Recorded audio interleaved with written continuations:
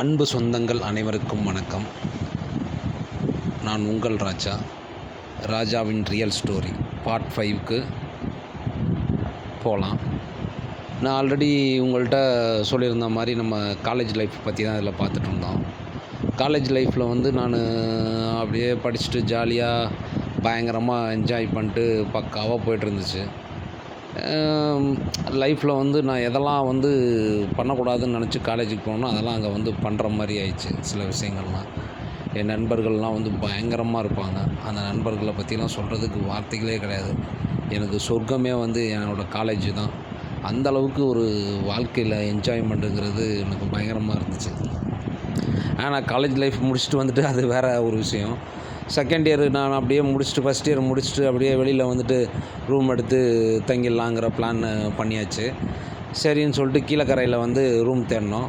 நான், ஹாலிது, அருண், கார்த்திக்கு ஒரு 5 பேர் சேர்ந்த நண்பர்களோடு நாங்கள் அப்படியே ரூம் எடுத்து தங்குறதுக்கு வெளியில் பார்த்துட்டு இம்பாலான்னு சொல்லிட்டு ஒரு காம்ப்ளெக்ஸு, அந்த காம்ப்ளெக்ஸில் ரூம் எடுத்திருந்தோம். வாடகைக்கு ஒரு ரூமு. அதில் தான் நிறையா பேர் செகண்ட் இயர் பசங்கள்லாம் ரூம் எடுத்து தங்கியிருந்தோம். டெய்லி படத்துக்கு போகிறதுக்கெலாம் பிளான் பண்ணுவோம். ஸோ நான் தான் சொன்னேன்ல, அப்படியே நாங்கள் ஃபஸ்ட் இயரில் ஓவர ஆட்டம் போட்டதுனால எங்களுக்கு செகண்ட் இயரில் எங்கள் சீனியருக்கு கெச்சு போட்டாங்க. இவங்க வெளியில் வந்தோடனே இவங்களை அடிச்சிடலான்னு சொல்லிட்டு. அப்போ தான் யாசர் அராபத்துன்னு சொல்லிட்டு அவர் தலைமையில் பயங்கரமாக இருப்பாங்க. அவங்க காலேஜில் அவங்க தான் கெத்துன்னு சொன்னால் அவங்க தான் சீனியரே அவங்கள பார்த்து பயங்கரமாக, அவங்களோட சீனியரே அவங்கள பார்த்து பயப்படுவாங்க. ஏன்னா லோக்கல்களை மணி, கார்த்தி, யாசர் இந்த டீமை பார்த்தாவே பயங்கரமாக பயப்படுவோம். சரி அங்கே நான் ஹாஸ்டலில் நம்ம ரொம்ப ஓவர் சேட்டப் பண்ணுவோம், சீனியரை மதிக்கலைன்னு சொல்லிட்டு எங்களை அடிக்கிறதுக்கு ஈவினிங் ஒரு டீம் வந்துருச்சு. அதில் பார்த்தா இந்த சிவகங்கை டீம் தெரிச்சு ஓட்டானுங்க. நான் மட்டும் ரூமில் மாட்டிக்கிட்டேன். என்னை அடி போலன்னு பொழந்துட்டானுங்க. பொழந்தோன்னே நான் என்ன பண்ணிட்டேன், யாசர் அண்ணனையை கையை ஓங்கி சட்டையை பிடிக்க போயிட்டேன். என்னையே நீ இது பண்ணிட்டேன்னு அடிச்சிட்டானுங்க. அடுத்த நாள் இவன் பயங்கரமான ஆளாக இருக்கிறான்ப்பா, நம்மளே அடிக்க வந்துட்டான்னு சொல்லிட்டு பேச்சுவார்த்தையில் நடந்து யாசர் டீமில் என்னை சேர்த்துக்கிட்டானுங்க.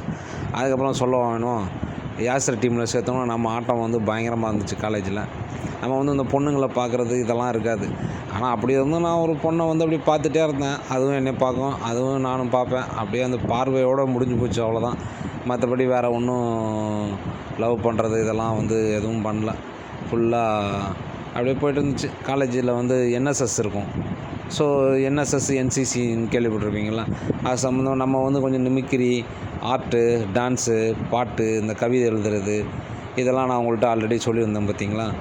இதெல்லாம் இருக்கிறதுனால நானும் ஜாயின் பண்ணிட்டு ஒரு மாங்கலம்னு சொல்லிட்டு பக்கத்தில் ஒரு ஊர், அந்த ஊருக்கு நாங்கள் போய்ட்டு பயங்கர காம்படிஷன் அது இதுன்னு சொல்லிட்டு ஒரு 10 நாளாக பயங்கரமாக பண்ணிகிட்ருந்தோம்.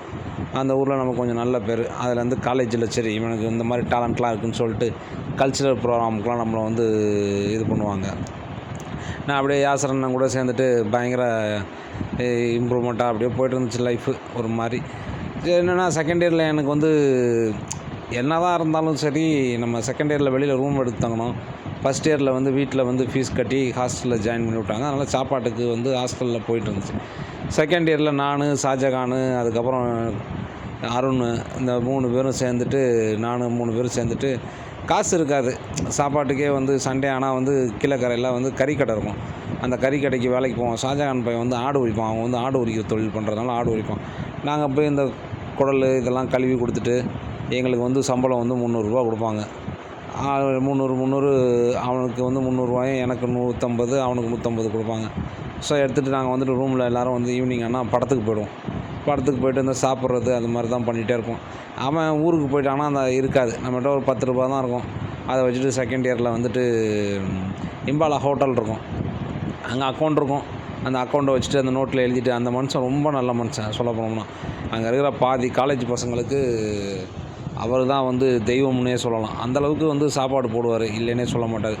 நமக்கும் சங்கடமாக இருக்கும்ல, நம்ம வீட்லேயும் எந்த அளவுக்கு பாவம். எங்கள் அம்மாலாம் ரொம்ப கஷ்டப்பட்டு, அப்பாலாம் கஷ்டப்பட்டு தான் எங்களை படிக்க வச்சாங்க. நான் முடிஞ்ச அளவுக்கு படிக்கலை. அது நான் பண்ண தப்பு. அதை நான் எப்போ உணர்ந்தேன்னா ஃபைனல் இயரில் தான் உணர்ந்தேன். செகண்ட் இயர்லலாம் டெய்லி படத்துக்கு போவோம். டெய்லி பாய்ஸ் படம் ரிலீஸ் ஆச்சா தேட்டருக்கு தான். கிட்டத்தட்ட அந்த படத்தை 1 மாதமாக பார்த்துட்டு இருந்தோம்னா பார்த்துக்குங்களேன்.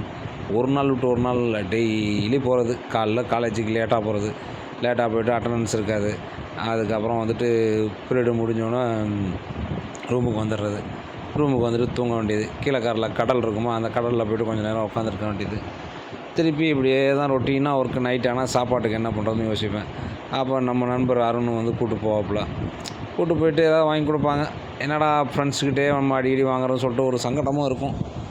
ஆனால் நான் வேலைக்கு போவேன். வேலைக்கு போகும்போது தான் எனக்கு வந்து செகண்ட் இயரில் மிகப்பெரிய ஒரு ஆப்பர்ச்சுனிட்டியாக நம்ம அம்பானி ஃபேமிலி வந்து ரிலையன்ஸ் ஃபோன் வந்து அறிமுகப்படுத்தினாங்க. அந்த ரிலையன்ஸ் ஃபோனில் வந்து சென்னையில் வந்து 501 ரூபாய்க்கு கிடைக்கும். நான் ஒரு தடவை சென்னைக்கு வந்துட்டு ஃபோனை வாங்கிட்டு போயிட்டு அங்கே வந்து விற்று கொஞ்சம் காசு பார்த்தேன். அந்த காசையும் வந்து வீட்டுக்கு அனுப்பிச்சி விடுவேன் கொஞ்சம் அளவுக்கு. நானும் வந்து என்னோடய செலவுக்கு வச்சுக்கிட்டு ஃபீஸை கட்டிட்டு அப்படியே படிச்சுட்டு லைஃப் அப்படியே போயிட்டே இருந்துச்சு. ஸ்லோ